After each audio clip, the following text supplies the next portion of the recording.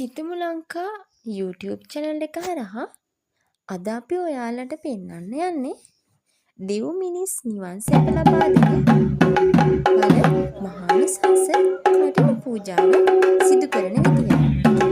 ඉතින් මේ කඨින පූජාව සිදු කරන්නේ කොහොමද කියලා බලමු. මේ තමයි පන්සල. අපේ පන්සලේ නම තමයි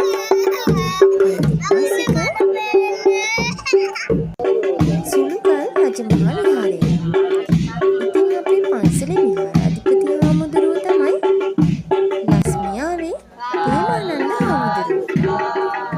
ඉතින් අපේ පන්සල පිහිටලා තියෙන්නේ වයඹ පළාත කුරුණෑගල දිස්ත්‍රික්කයේ ඉබ්බාකමුව නගරයේ හිරියාල ආසනයේ පහළ පේද්දව ග්‍රාමයේ.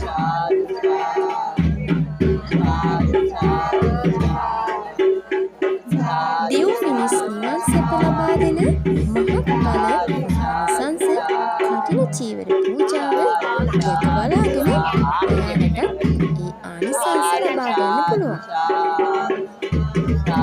සෑම බෞද්ධයෙක් තම ජීවිත කාලය තුළ අවශ්‍යම එක් වරක් සිදු කරගත යුතු පින්කමක් තමයි කඨින පින්කම.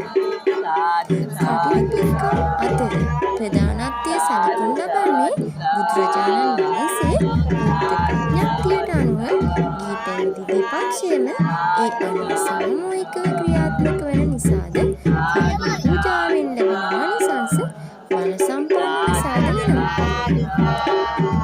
කඨින පූජාවකින් ලැබෙන ආනිසංස විපාක දීමේදී ප්‍රමුඛ ස්ථානයක් ගන්නවා. පංච ආනන්තරී අකුසල කර්මයන් හැර සිසු අනෙකුත් අකුසල කර්මයන් යටපත් කළ නොහැකි අති ප්‍රබල කුසලයක් ලෙස මෙය හඳුන්වන්න දෙන්න පුළුවන්.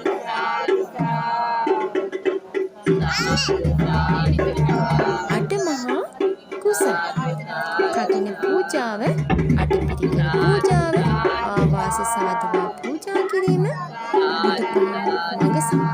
බුදු පහම සංගණට ලම් දීම ආදී අට මහා කුසල වලට ගණන් ගෙනෙනවා. ඒකෙත් මුලින්ම තියෙන්නේ කඨින පූජාව.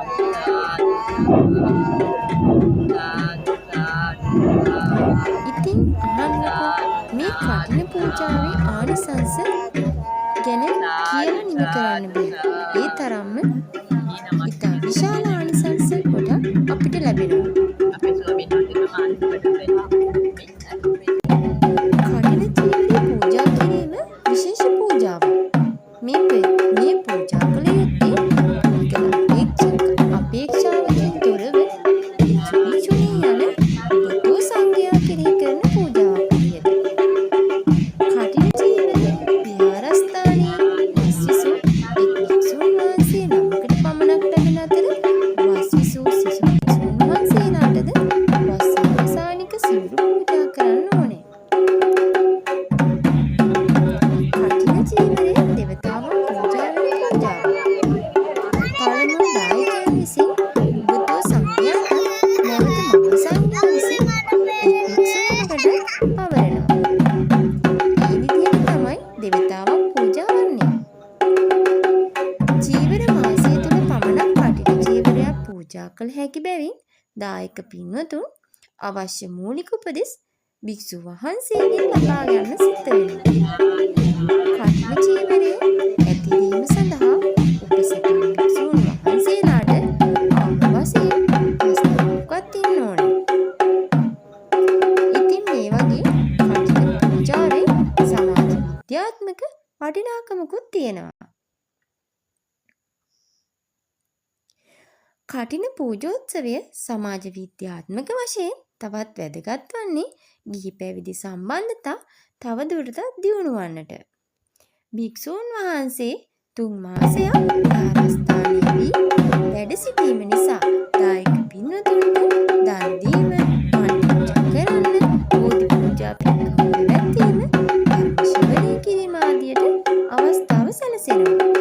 මේ සියලු කරුණු පිළිබඳව සලකා බලපුවහම පැහැදිලිව කඨින පූජාවෙන් ගිහි පැවිදි සම්බන්ධතාවය තහවුරු වී දෙපක්ෂයටම නිවන් මඟ පසක් කර ගන්නට මේ අවස්ථාවක් බවට පත් වෙනවා.